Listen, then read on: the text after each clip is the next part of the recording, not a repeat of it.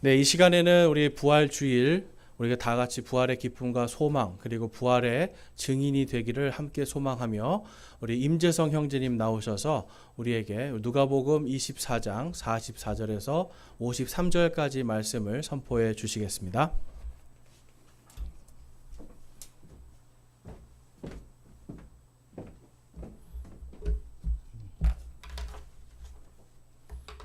기도하겠습니다.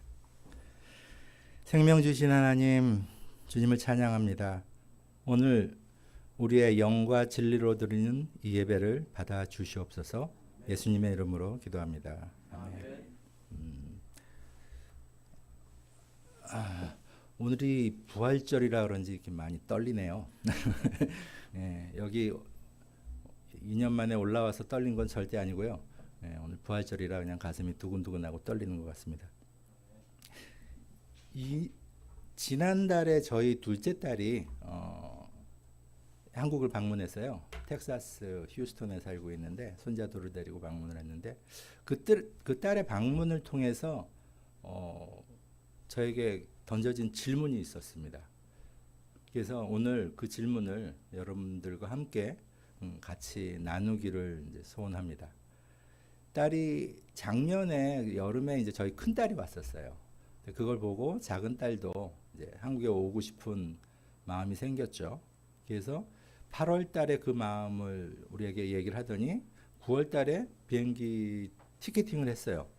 그래서 싼 표가 있다고 표를 샀습니다. 그래서 8월부터 시작을 해서 매일 전화를 하면은 여기에 올 그 기분에 들뜨고 또 이제 손주들 처음으로 그 여권도 만들어야 되고 그래서 여러 가지 준비할 것들을 다 준비를 하면서 되게 들뜨고 나도 들뜨고 그래서 항상 이야기하면 바로 와 있는 것처럼 이런 시간을 거의 한 8개월 지내면서 드디어 3월 7일 날 출국을 하려고 비행장을 갔습니다. 근데 요번에는 사위가 못 와요. 그래서 딸이 손주 둘을 데리고 그리고 가방을 삶아지고 그리고 그 두려움이 되게 많습니다. 제 딸이. 그래서 정말 어떻게 이렇게 어린 아이들 데리고 짐 갖고 오느냐에 대한 걱정이 되게 많았어요. 근데 그 대신 또 기대도 많았죠. 그래서 새벽 4시에 출발을 했대요.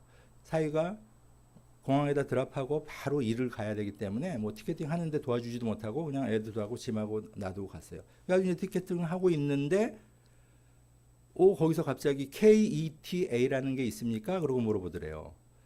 전혀 그거에 대해서는 어떤 상식이 없었어요. 그래서 KTA가 뭐냐고 그랬더니 2년 전에 생긴 새로 그러니까 누구든지 외국에서 입국하기 전에 그 사람의 신상을 먼저 보내주는 거예요. 그래서 그러니까 미국 사람이기 때문에 한국에 들어오는 비자는 필요 없거든요. 그 대신 그 신상을 먼저 보내주면은 여기서 그거를 미리 허가를 하는 제도가 생긴 겁니다. 전혀 몰랐어요. 그러고는 입국이 안 된다는 거죠. 비행기 탈 수가 없다는 거예요. 누구는 옆에 있지. 막 짐을 붙이려고 하지. 이거는 방법이 없는 거예요. 아무리 거기서 해도 안 되는 거죠. 그래서 그럼 빨리 신청을 하면 되지 않느냐 했는데 보통 3일이 걸린답니다. 그러고는 거기서 신청을 하는데도 안 되는 거예요. 그래서 결국 비행기를 못 타게 됐어요. 그 신랑은 직장에 가버렸고 집하고 그 비행장 사이는 1시간이 넘는 거리 차로. 그래서 친구한테 연락을 해가지고 울고불고 난리가 났죠. 애들은 또 엄마가 그러니까 얼마나 불안하겠어요. 막 지리고 뭐 난리가 난 것 같아요. 그러고는 결국은 집에 왔어요. 비행기 못 탔습니다. 8개월 전부터 들뜬 마음으로 아무것도 안 한 게 아니에요. 준비 다 했어요. 자기가 알고 있는 준비들을. 나는 한국에 들어갈 수 있다고 확실하게 믿었습니다. 확신이 있었어요. 신념이 있었어요. 그런데 그 확신, 신념, 믿음하고 상관없이 입국을 거절당했어요. 못 들어왔습니다. 믿음이 없어서 못 들어온 게 아니에요. 그랬는데 희한한 일이 생겼어요. 갑자기 집에 있는데 그때가 이제 4시에 나가서 다시 들어왔으니까 한 10시 된 것 같아요. 여행사에서 그 항공사에서 지금 그때 떠나려고 하는 그 스케줄이 두 번을 타고 19시간 40분을 걸려서 와야 되는 거였거든요. 그 스케줄 전체가 다 없어졌대요. 그래서 항공사에서 스케줄을 다시 뽑아가지고 다른 비행편을 모든 승객들한테 다시 보낸 거예요. 그러니까 다른 분들도 못 떠났어요. 근데 그 사이에 KETA를 집에서 신청을 했어요. 3명 거를. 근데 요행이 그게 1시간 만에 프로브가 됐어요. 허가가 나왔어. 근데 그 비행기는 오후 4시에 출발을 하는데 독일을 거쳐서 오는 27시간이 거쳐서 한국에 들어오는 비행기예요. 제가 알죠. 제 딸을 19시간 타고 온 20시간, 19시간 40분을 타고 온 데는 그 두려움이 얼마나 컸는지 아는데 얘가 27시간을 걸려서 비행기가 바뀌었어. 그런데 그때 KTA가 나왔어. 그러면서 그 기뻐하는 그 목소리가 나 무조건 갈 수 있어. 27시간 아니라 37시간, 47시간이 가도 이제는 목적이 뭐냐면 내가 갈 수 있느냐예요. 이제 갈 수 있어. 됐어. 그러더니 진짜 27시간, 이거 장난 아니거든요. 27시간을 거쳐가지고 왔어요. 와가지고 인천에서 또 이 서울이면 끝인데 저희 집도 춘천이잖지 않습니까? 거기까지 또 가야 돼. 시차가 있어. 그래가지고 집에 도착하니까 수요일 밤이죠. 그래가지고 막 피곤해서 잠깐 졸고 아침에 일어났더니 목요일이야. 근데 얘가 월요일 날 새벽 4시에 출발을 해서 집에 와서 눈 뜨고 나니까는 목요일 날 오전이 된 거야. 그래서 내가 딸한테 오늘 목요일이야 그랬더니 기겁을 해요. 이게 뭐 예수님도 아니고 3일 만에 부활한 거죠. 3일을 거쳐서 온 거예요. 이 사건을 보고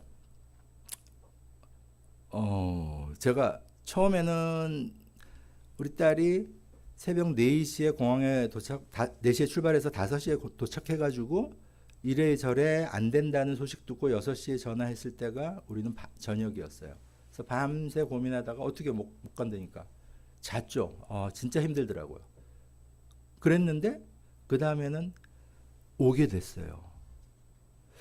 이때 드는 생각이 얘가 확실하게 한국에 들어온다고 믿었는데 확신이 있었는데 신념이 있었는데 못 들어왔어. 나는 하나님의 나라를 들어간다는 확신이 있어. 믿음도 있어. 아니 내 딸하고 다를 게 뭐야. 혹시 못 들어가면 어떻게 되지?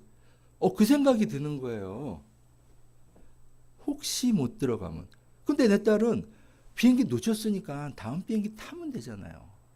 부담은 있어요, 물론.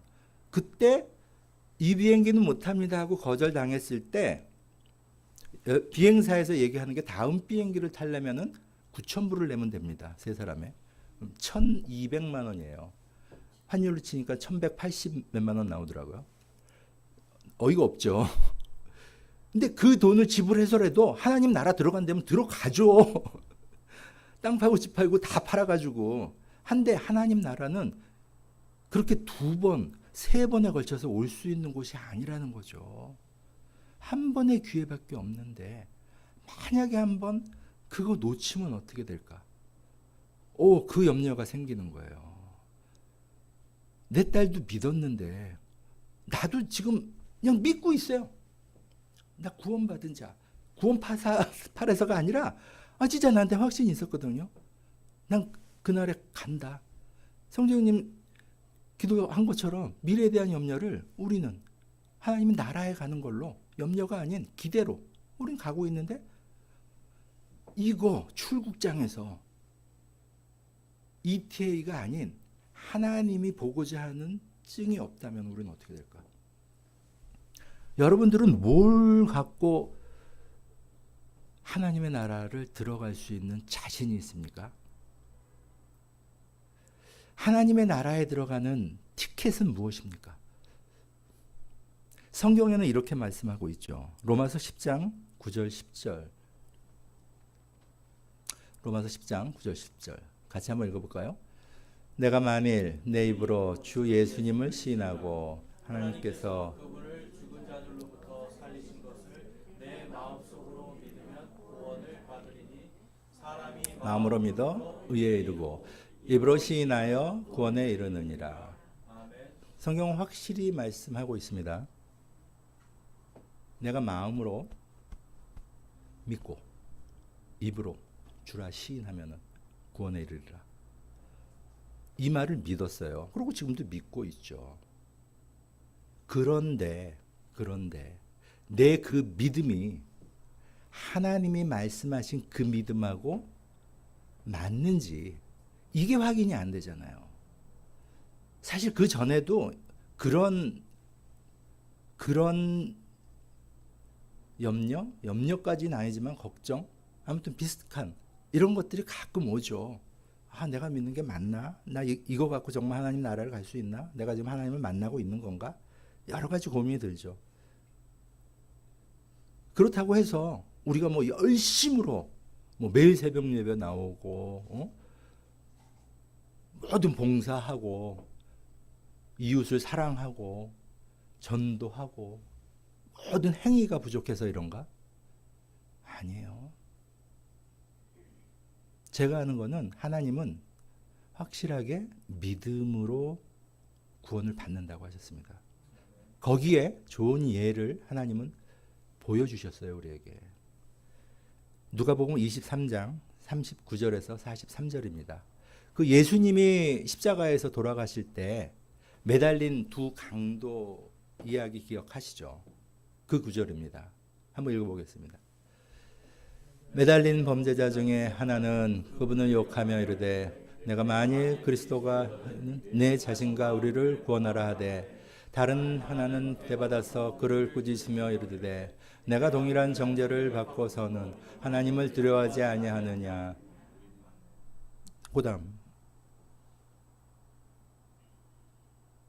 그다음은 제가 얘기해 드릴게요. 예수님하고 십자가에 똑같이 십자가 사진 보면 셋 매달려 있죠. 가운데 예수님 계시고 양쪽에 매달려 있는 두 사람들은 범죄자예요. 그 당시에도 십자가의 처형을 당하는 범죄자들은 보통 뛰어난 범죄자가 아니에요. 정말 놀랍도록 엄청난 죄를 지어야만 그 자리에 설 수 있는, 우리가 상상할 수 없는 범죄자들입니다. 일단 셋이 십자가에 매달렸어요. 근데 저기서 강도라고 그러지만은 어떤 죄를 졌는지 몰라요. 하지만 죽어도 그냥 죽는 게 아니라 십자가에 달려 죽어야 되는 그 죄를 진 강도죠. 가운데 예수님한테 얘기하는 거예요.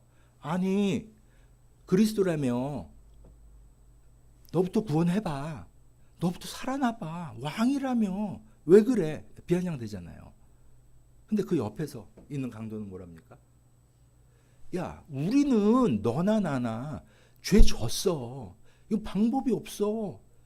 죄를 받아야 돼. 그런데 이분은 아무리 봐도 죄진 분이 아니야. 죄를 안 졌어. 너무 어이없죠? 그러고는 예수님한테 얘기하는 거예요.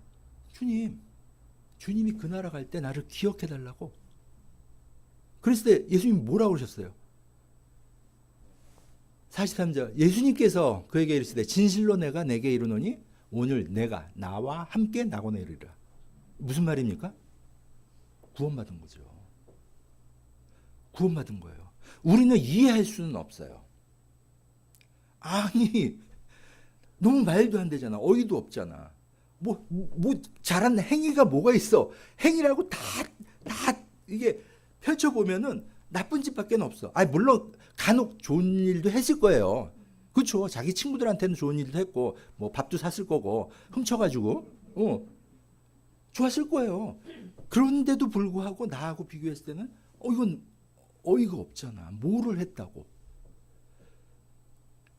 행위가 없어. 근데 같이 주님과 낙원에 이뤘대.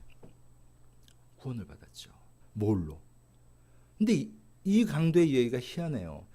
죄가 없다는 겁니다. 죄가 없다는 거예요. 이분은 죄가 없다는 거예요. 죄가 없다는 걸 깨달은 것 자체가 성경에서는 믿음이라고 그러거든요. 그래서 우리에게는 다시 한번 행위가 아닌데 뭐 어떤 분은 매일 새벽 예배 뭐 진짜 한 번도 빼놓지 않고 뭐 근데 나는 못했지만 그러면 안 되는 건가? 아니잖아요. 믿음이라고 그랬는데 그러면 나 갈 수 있나? 여러분 갈 수 있습니까? 아멘 하시는데 저도 아멘 했다가 또 이렇게 좀 잠겼다가 막 이랬어요. 오늘 심각하게 정말 심각하게 어제의 제 모습은 다 잊어버리고 심각하게 자기 앞에 자기의 믿음을 한번 꺼내놓으세요. 솔직하게 자기의 믿음을 한번 꺼내놓으세요. 우리 성수 형제님이 눈만 감고 꺼내진 않는데 앞에 꺼내놓으세요. 도준이도 꺼내. 다 자기 거 이렇게 까. 저도 이제 내 믿음 놔뒀습니다. 그럼 도대체 믿음으로 구원을 받는다는데 우리의 믿음은 무엇인가? 로마서 3장 23절 보겠습니다. 모든 사람이 죄를 지어 하나님의 영광에 이르지 못하더니. 로마서 3장 23절은 이렇게 이야기하고 있어요. 모든 사람이 죄를 지어. 어떤 사람이 죄를 지어가 아니라 모든 사람. 모든 사람에 내가 들어가겠죠. 하나님 보시기에는 모든 사람이 죄를 지은 거예요. 뭐 따지는 건 그분한테 따지세요. 나는 안 졌는데, 나는 뭐 형무소 간 적도 없고, 어쩌다 뭐 신호 위반 뭐 이런 거 딱지 한번 받고, 그거 죄라고 그러는 거야? 막 이럴 수도 있어요. 쟤는 뭐 더 하던데 막. 이거는 인간 사회의 죄, 형법, 상법, 민법에 대해서 뭐 걸려가지고 뭐 우리가 우리끼리 지키지 않은 규칙관에서 있었던 죄들. 하나님이 보는 죄는 그게 아니라 하나님과 인간, 나와의 관계 가운데 있는 죄. 그랬을 때 하나님이 보시기에는 모든 사람이 죄인이다라고 그런 거죠. 그리고 죄의 싹은 뭡니까? 사망이죠. 죽음입니다. 우리는 죽죠. 그래서 죽는 걸 두려워하잖아요. 그렇다면은 이 죄는 도대체 다시 한번 이게 무엇인가? 그 죄에 대해서 알아야 되잖아요. 다 사람은 죄인이라는데 성경은 그 죄에 대해서 이렇게 말씀하고 있습니다. 요한복음 16장 9절. 죄에 대하여라 함은 그들이 나를 믿지 아니하기 때문이요. 예수님이 하나님이 말씀하세요. 내 죄가 뭔지 알아? 죄가 바로 나를 믿지 않는 거야. 하나님을 믿지 않는 거야.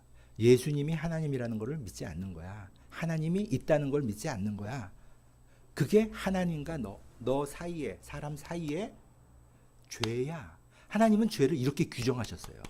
그러니까 우리가 얼마만큼 범칙금을 받고 어떻게 나쁜 짓을 했던지에 대한 그 의무가 아니라 하나님과 내 관계 가운데 너 예수를 알아? 예수가 누군지 알아? 너 예수를 믿어?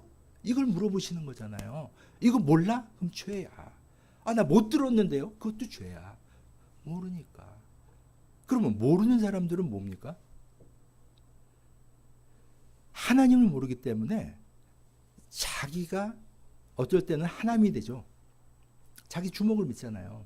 자기 권력을 믿잖아요. 자기 힘을 믿잖아요. 재산을 믿잖아요. 자기가 주인이 되는 거예요.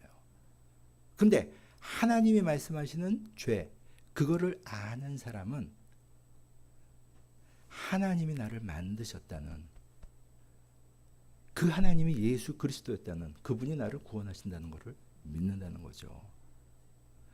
그래서 우리가 복음을 들을 때 나에 대해서 알지 못하면 그 복음이 나에게 들어올 수가 없어요. 들리는 거죠. 그냥 들리는 거죠. 그랬대.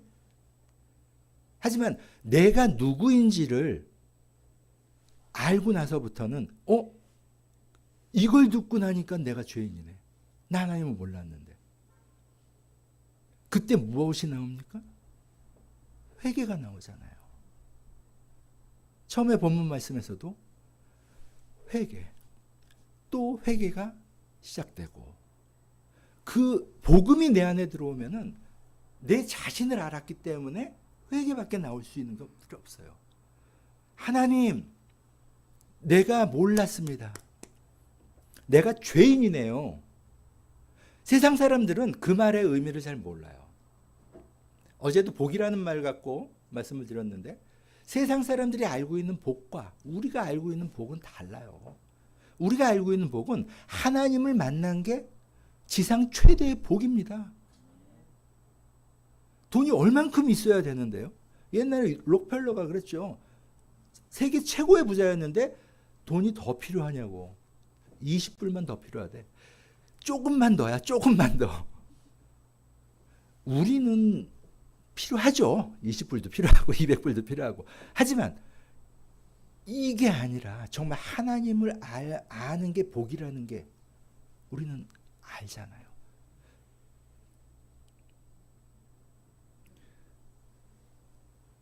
정확하게 내가 누구인지를 알았을 때 우리는 회개를 하게 됩니다. 그리고 그 회개는 내가 죄인입니다. 그리고 하나님께 자복을 해요. 그러면 자복을 했어.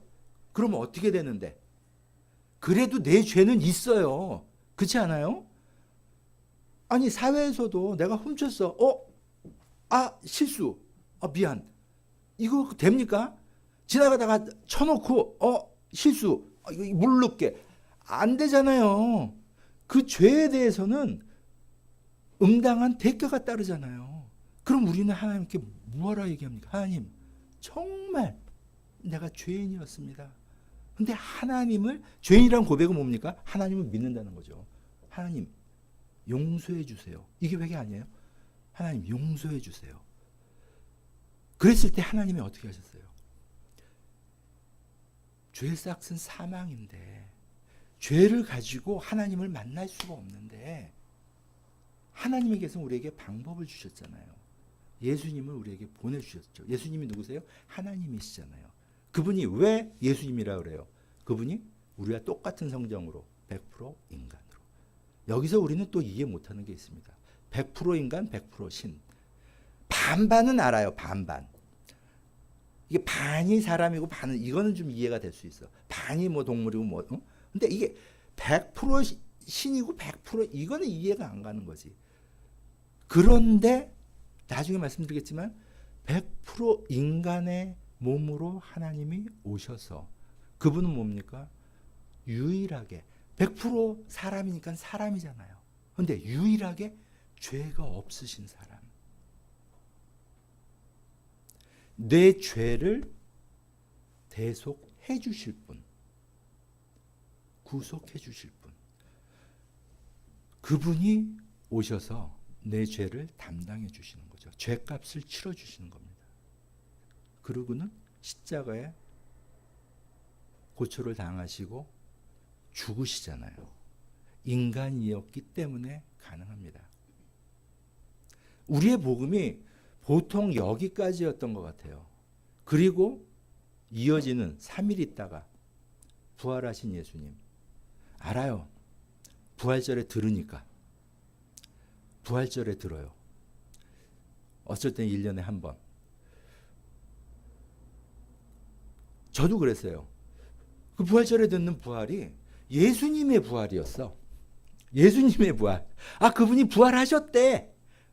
그래, 그분 부활하셨어. 이런 부활들. 근데 복음이 뭐 꼭 어디까지다라는 건 아니지만 정확하게 복음은 나는 죄인입니다. 내가 회개합니다. 내 죄를 용서해 주세요. 예수님이 오셔서 내 죄를 속죄해 주시고 죽으시고 살아나셨어요. 인간인 나도 그 죄로 인해서 죽고 살아납니다. 그게 구원이잖아요.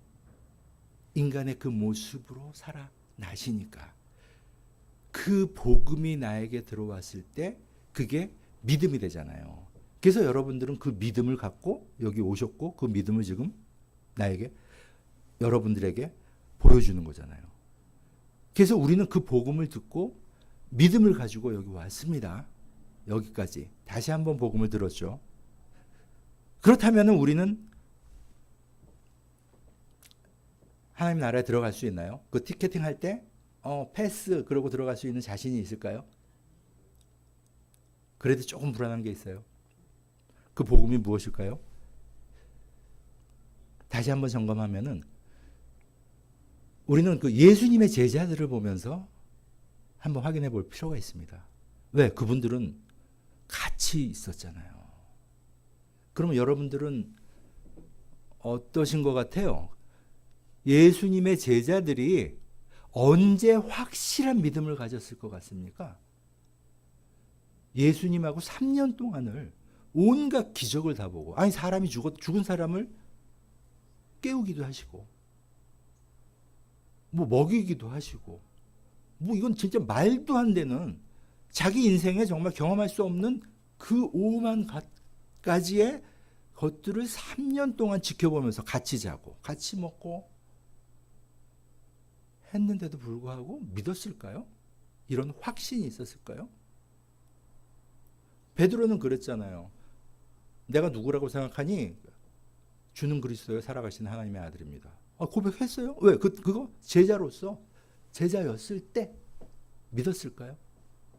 아니면은 십자가에 돌아가셨을 때. 로마 군병이 그랬죠.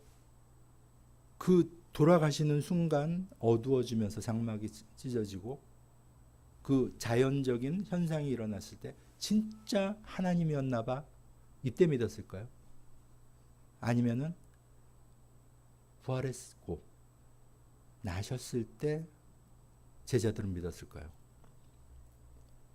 성경은 요한복음 2장 22절 이렇게 말하고 있습니다. 한번 같이 읽겠습니다. 그러므로 그분께서 그분의 제자들이 그분께서 자기들에게 이것을 말씀하셨음을 기억하고 성경 기록과 예수님께서 하신 말씀을 믿었더라. 아멘. 성경은 확실하게 얘기하고 있습니다. 그러므로 그분께서 죽은 자들로부터 일어나신 뒤로 부활하신 거죠.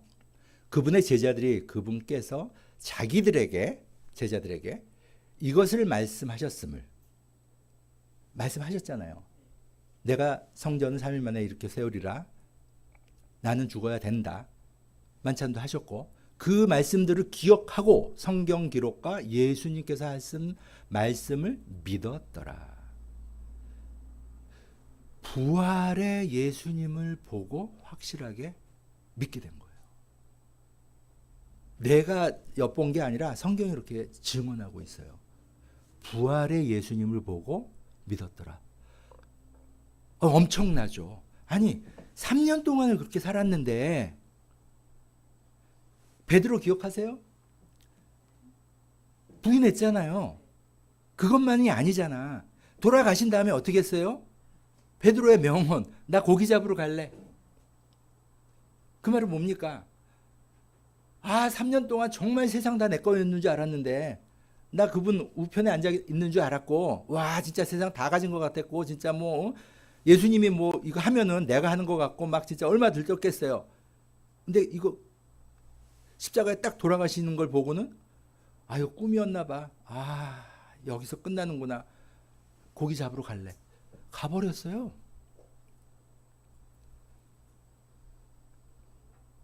그 3년을 경험했던. 근데 우리는 어떻습니까? 경험했어요? 뭐 가끔 이상한 얘기들 하죠. 뭐 기도했더니 뭐 발가락 사이즈가 틀렸는데 맞았다는 등, 뭐 이빨이 금리빨이 됐다는 등, 뭐 체험을 했다는 등. 아니 이럴 수 있어요. 아니 주님이 그것도 못 하겠습니까? 아니 발가락도 만들었는데 그 사이즈도 못 맞추겠어요? 이게 아니잖아요. 이거하고 비교할 수 없는 경험을 한 제자들도 당시에 믿지 못했다는 게 우리한테 어떤 질문을 줍니까? 그러면 나 지금 이렇게 믿음이라고 나 믿는다고 지금 확실하게 했는데 내 믿음은 맞는 거예요, 이거? 같이 3년을 3일도 아니고 우리는 어제 하룻밤 같이 잤다고 그것도 같은 방에서 잔 것도 아닌데 아니 이렇게 되게 아는 척하고 아는 건데 3년을 같이 동거농락하고 먹고 자고 밥 없을 때 만들어서 먹고 이야 이 경험 어떻게 나눠요? 그랬는데도 못 믿었다는 거 아닙니까? 부활했을 때 믿다는 거. 우리의 믿음은 어쩌면은 예수님 부활하셨대. 그래 알아 나. 예수님 부활하셨어. 알지? 그것도 몰라? 옆에서 물어보면 넌 그것도 몰랐니? 이럴 거예요. 그분 부활하셨어. 넌 교회 몇 년 다니는 거야? 근데 그분이 부활하신 거야. 나하고는 상관이 없어. 내가 부활한다고 생각해봐. 이 정도의 감회, 이 정도의 감동 아닐 겁니다.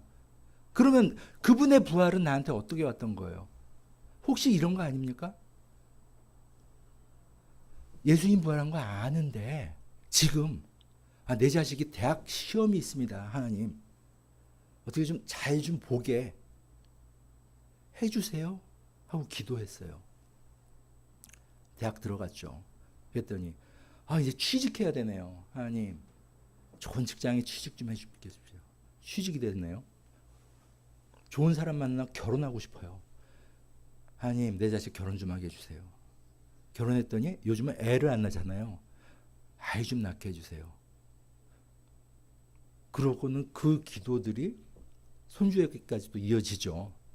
그리고 그걸 본 자녀들의 신앙들은 부활을 믿는 신앙으로 그 자녀들이 자라나게 될까요? 다 이렇다라는 건 아니지만 행여나 우리의 어떤 신앙들은 이런 것들이 아니었을까. 부활은 멀리 놔두고 부활하셨어. 알아. 자꾸 얘기하지 마. 알아. 그리고 교회에서도 1년에 한 번밖에는 얘기를 잘 안 해. 알아. 아니까. 그 부활은 내 부활하고 알아. 나도 가는 거. 우리의 부활은, 우리의 믿음은 그러면은 정보였습니까? 지식이었습니까? 지금 정말 심각하게 내가 알고 있는 복음, 내가 들었던 복음, 그 복음을 통해서 내가 가졌던 믿음은 무엇인지 다시 한번 점검해 보기를 바랍니다. 우리에겐 정말 그것이 그 확신이 우리에게 있는 것인지. 6.25를 경험하신 분들이 계시죠. 우리 선생님 6.25 경험하셨죠? 예? 예, 그렇죠. 확실히 6.25 있었습니까? 전쟁이 났어요? 저는 경험 못했거든요. 보진 못했어요. 저희 어머님, 아버님은 소천하셨지만 어머님은 이제 93세이십니다. 그러니까 6.25 당시에 20살이었죠. 예. 예전에 얘기하는 거 들었습니다. 그리고 저는 역사적인 그 자료나 사실을 통해서 들었습니다. 그래서 저는 6.25가 확실하게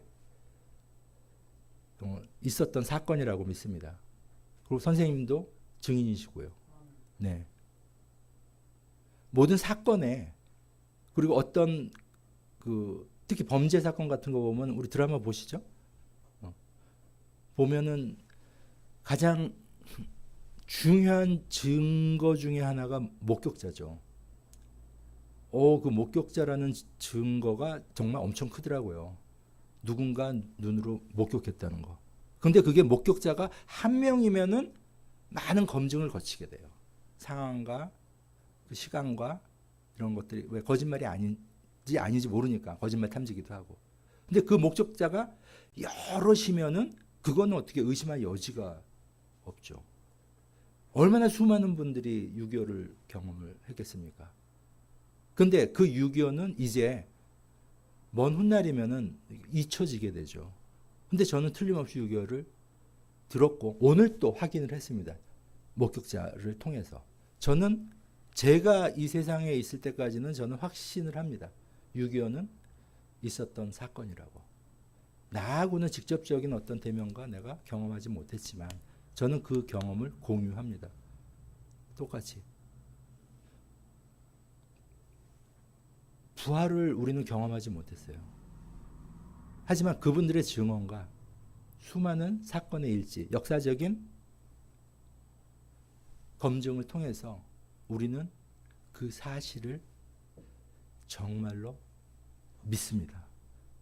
그리고 그 예수님의 부활은 바로 내 부활인 것을 확신합니다. 여기서 우리는 또 한 번 검증해 볼 필요가 있어요. 그래, 이것까지도 믿어. 그랬는데 우리는 계속 말만 하는 거예요. 그렇죠? 말만 하고 머릿속으로만 믿어. 맞아. 그렇구나. 제 딸도 다 봤어요. 여권도 있고 티켓팅이 있고 또 공항 가기 전에 다시 확인해요. 그리고 저 같은 경우도 1년에 중국을 한 서너 번 왔다 갔다 하고 미국에서 왔다 갔다 할 때 공항 갈 때마다 불안해요. 그래서 진짜 1년에도 몇 번씩을 가는 비행장인데도 진짜 불안해. 거기다가 중국은 더 불안해. 왜냐면은 내가 다 준비해도 중국 자체에서 거부할 수도 있어요. 그 사람들 임의로. 아니 하다못해 우리 사람 사는 나라도 이래요. 근데 하나님의 나라에서는 말도 못 하잖아요. 근데 나 지금 또 내가 입으로 그냥 이야기하고 듣고 내 정보로 갈 수 있어. 맞네. 부활 맞네. 이걸로 끝이 될 수가 없어요. 여기서 우리 한 번 더 검증을 해야 됩니다. 어떻게 해요? 성경 말씀 하나 보겠습니다. 계시록 3장 20절. 같이 한번 읽어볼까요? 보라 내가 문에 서서 두리노니 누구든지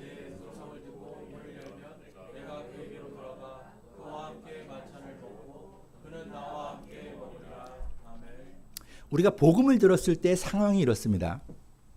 예수님이 문 밖에서 두드리시는 거예요. 저의 문을 열기를 기다리시는 거죠. 그랬을 때 복음을 듣고 누구나 열지 않잖아요. 우리 알잖아요.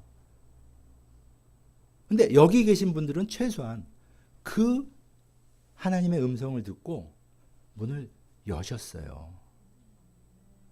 근데 그 문을 여는 순간이 뭡니까? 바로 아까 말씀드린 하나님 내가 죄인입니다. 하나님이 오셨네요. 정말 하나님이네요.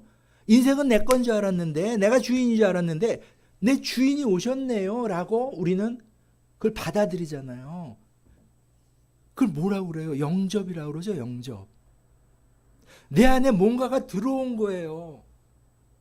하다못해 내가 오늘 아침 먹었던 김밥 이게 지금 이 안에서 일을 하고 있어요. 그죠? 틀림없이 장 안에서 일을 하고 있습니다. 내가 느끼지를 못하는데 둔해서 그런지 좀 느낌이 없어요. 그럼에도 불구하고 틀림없이 내 몸은 오늘 아침 식사를 한 것과 안 한 게 차이가 있어요. 그런데 그분이 하나님이 그 사이즈를 얼마나 큰지도 가늠할 수 없는 그분이 죽으셨다 부활하셨던 그분이 내 안에 들어오셨대요. 했을 때 내가 받아들였는데 그분이 들어오셨다는 겁니다. 요한복음 1장 22절. 그분을 받아들인 자들, 곧 그분의 이름을 믿는 자들에게는 다 하나님의 아들이 되는 권능을 그분께 주셨으니. 들어오시는 순간 내가 하나님의 아들이 되는 권능을 주신다는 거예요. 아니, 솔직히 자기 믿음 앞에 놓고 한번 얘기해 보세요. 그분이 들어오셨어. 그 큰 분이. 근데 내가 지금 어떤 감흥을 갖고 있는지, 어떤 반응을 하고 있는지, 들어왔을 때와 안 들어왔을 때의 그 차이가 도대체 뭔지를 내가 느끼고 있는 것인지,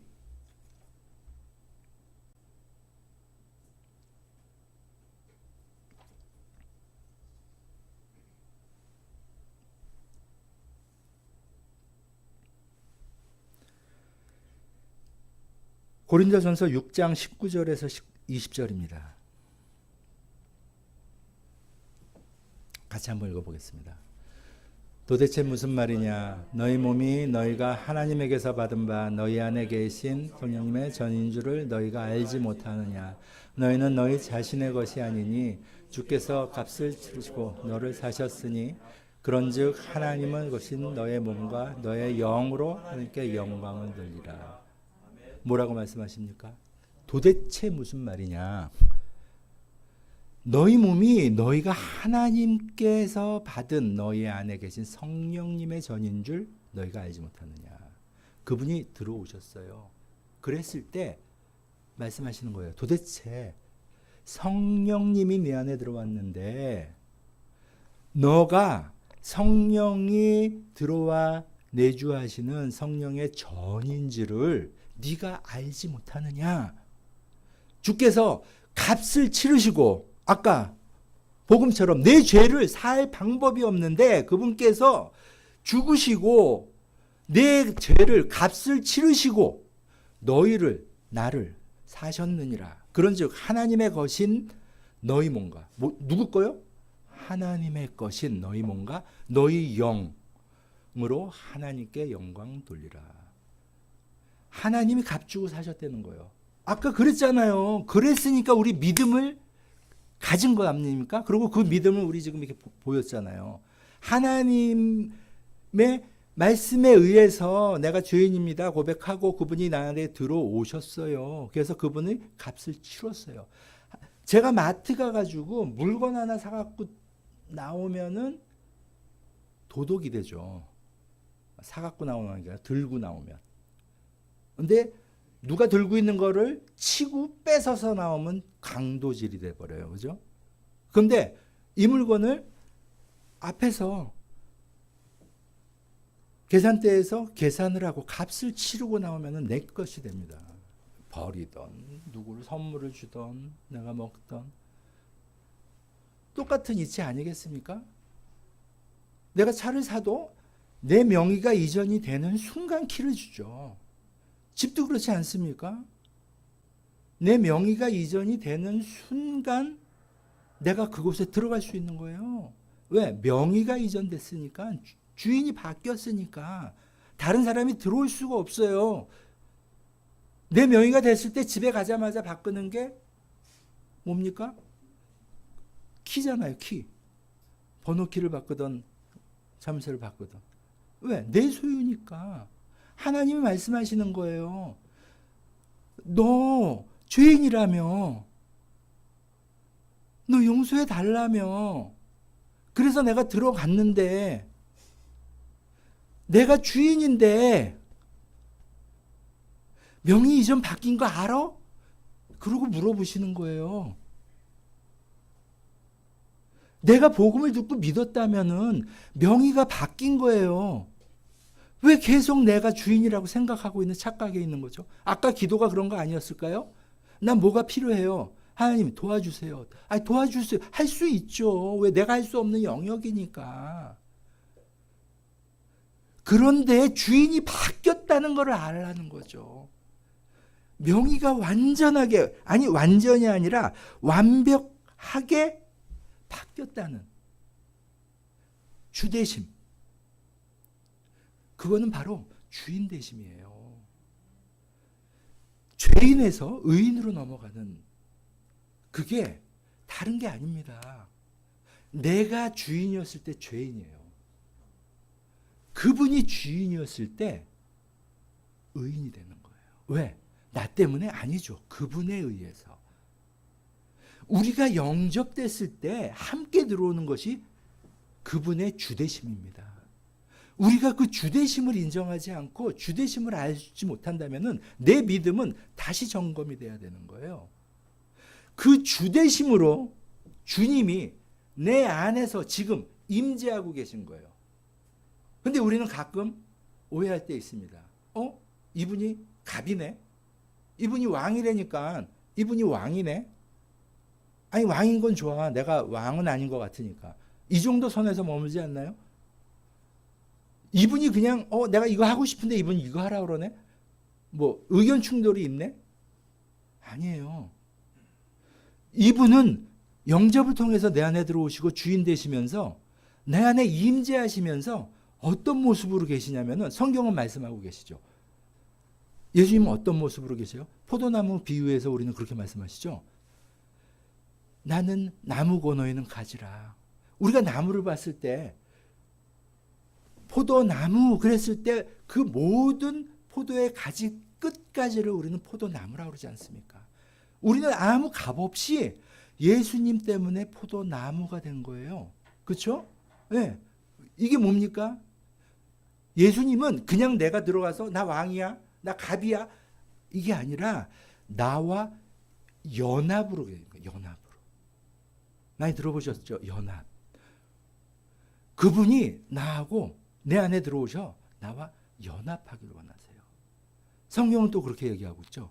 예수님이 머리라고. 그럼 나는 뭐야? 남 옆집 사람이 아니라 내 지체. 아니 감히 예수님 머리에 나를 지체로 붙여주신 거야. 발가락에 때보다도 못한 사람을 때로 떨어지는 게 아니라 발가락으로 붙여주셨다니까요. 이 주인은 이 명예 이전을 하신 이분은 나 이제 바뀌었으니까 너는 나가가 아니라 너는 나야. 너하고 나는 연합이 되는 거야. 성경은 예수님을 신랑이라고 비유합니다. 부부가 된 거예요. 아니 감히 내가 그분의 신부가 됐다는 거예요. 부부가 뭡니까? 연합, 한 몸, 한 지체. 아니 정말 다른 환경에서 살다가 느닷없이 두 사람이 결혼을 해요. 그러고는 한 몸이 됐다고 합니다. 참 힘든 일이에요. 저희는 그래서 우리 자녀들에게 결혼이라는 게 니네 결혼을 한다고 왔어요. 저에게. 그랬을 때 너 결혼이 뭔지 알아? 남녀가 좋아해서 그냥 사는 거야? 정말 예수님이 이야기한 성경이 말하는 결혼이 무엇인지 알고 와. 우리가 결혼이라고 생각하는 것은 내가 이제 믿음을 갖고 나서 우리가 제 와이프하고 같이 우리 부부가 정의를 했어요. 우리가 기독교 안에서 결혼이라는 것은 예수가 신랑 되고 내가 신부된 그 부부가 하나 되는 일치를 배우는 과정이다. 이 땅에서. 정말 안 맞는데 예수님은 우리가 잘 맞겠어요? 그리고 예수님 잘 맞으세요? 느닷없이 그분이 들어오셔가지고 구원 때문에 내가 이제 고백은 했지만 이게 잘 맞아요? 늘 의견이 잘 이게 통합니까? 그렇죠. 네. 네. 아니 예수님하고도 불편한데 같이 살면서도 얼마나 불편하겠어요.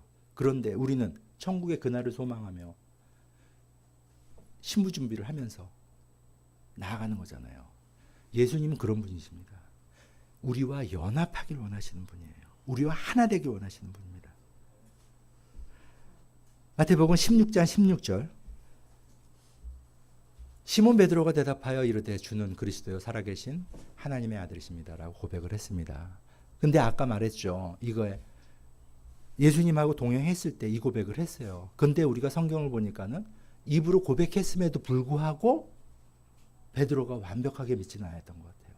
하지만 성경은 이 말씀을 우리에게 던져주고 있습니다. 그리스도는 주는 주님, 예수님 그리고 우리가 꼭 주님 했을 때 기억할 수 있는 주인님 명의 이전된 그분은 그리스도요. 그리스도 뭡니까? 구원자, 나를 살리신 분, 살아계신 하나님의 아들이십니다. 진정 이제야 부활을 보고 예수님의 부활이 아니라 그 사람의 부활이 아니라 내 지식으로 된 부활이 아니라 이제는 내 부활이 돼버린 거죠.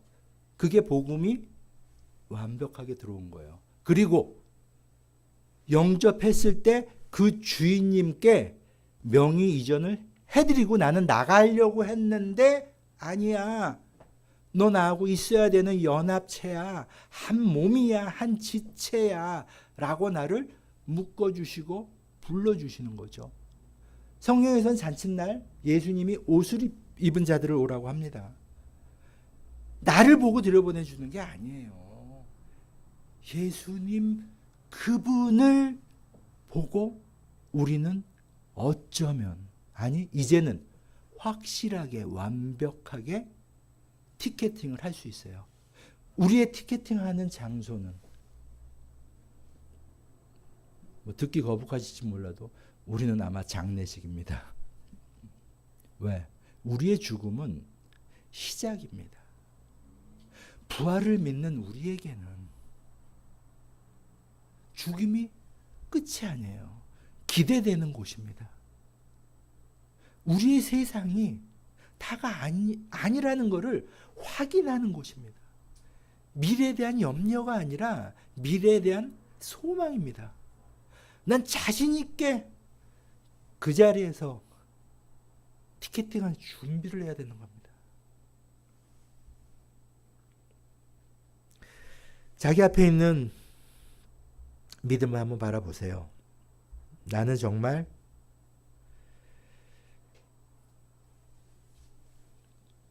그 주인께 명의 이전을 확실하게 해드렸는지,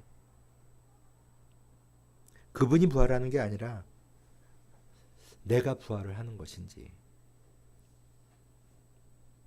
내 믿음은 들어서 아는 지식이 아니라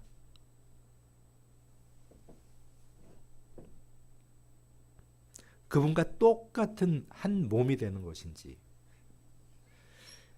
예수님의 제자들은 그 다음에 이런 고백들을 합니다.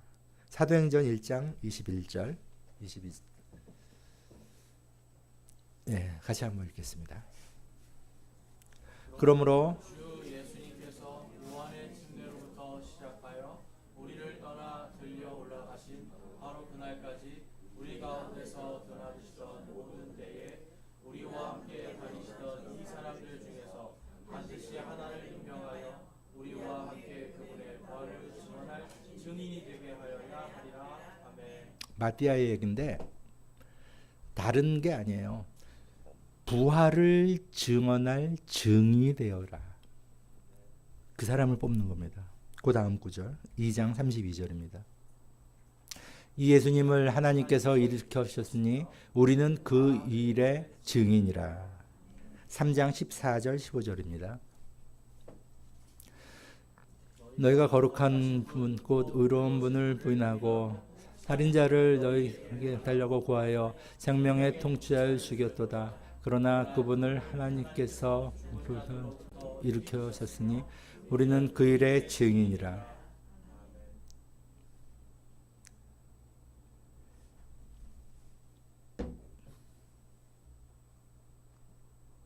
(4장 33절) 사도들이 큰 권능으로 주 예수님의 부활을 증언하며 큰 은혜가 늘 모두에게 임하니라. 아멘. 그들이 증언한 것은 부활입니다. 그리고 사도 바울은 뭐라고 전했을까요? 17장 18절. 그때 에피쿠로스 학파와 스토아 학파에 속한 어떤 철학자들이 그를 만남에 어떤 사람들은 이르되 이 말쟁이가 무슨 말을 하고자 하느냐 하고 다른 몇 사람들은 그가 이방신들을 전하는 자로 보인다 하니 이는 바울이 그들에게 예수님과 부활을 선포하였기 때문이라. 사도 바울이 계속 복음을 전했을 때 사람들이 그러죠. 저 사람들이 제가 또 저 말쟁이가 또 뭘 전하는가 했을 때 사도 바울은 정확하게 예수님과 부활을 선포하였다. 오늘이 그 부활을 기념하는 부활주일을 우리는 지킵니다. 우리는 1년 절기 중에 어느 한 날을 특정해서 그 절기를 지키는 이런 신도들은 아닙니다. 왜? 부활은 내 안에 그리고 앞으로 영원히 있어야 되기 때문에, 그리고 그거는 예수님 것만이 아니라 예수님이 허락하신 거예요. 내 거기 때문에. 그 부활은 누구의 부활이 아니라 바로 내 부활이기 때문에 우리 모두 내 믿음이 이 믿음으로 확실하게 출국장에서 티켓팅하고 내 집으로 이제 정말 하나님 나라로 들어가는 그 티켓팅에서 성공하시고 또 그 나라에서 함께 만나볼 수 있는 여러분들이 되기를 소망합니다. 네. 기도하겠습니다.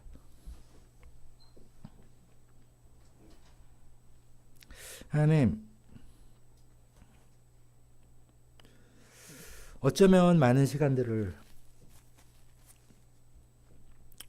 믿는다고 하면서, 주일이니까 교회를 간다고 하면서, 밥을 먹으면서, 주님께 기도하면서, 어려울 때마다 고백하면서 했던 그 믿음의 신앙이 예수님의 부활과 나의 부활이 아닌 나의 삶으로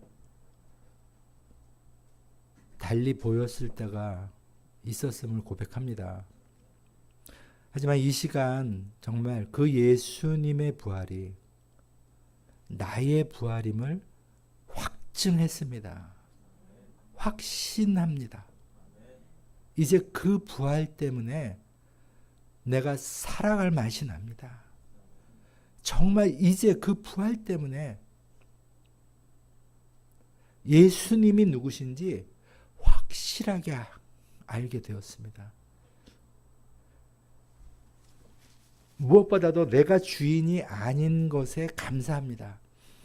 내가 죄인인 것을 깨닫게 해주신 그 복음에 인해서 감사합니다. 앞으로 그 소망을 갖고 함께 살아가는 이 공동체와 지체들이 될 수 있도록 하나님 역사하시고 인도하시고 오늘의 우리의 예배를 기뻐 받아 주시옵소서. 예수님의 이름으로 기도합니다. 아멘.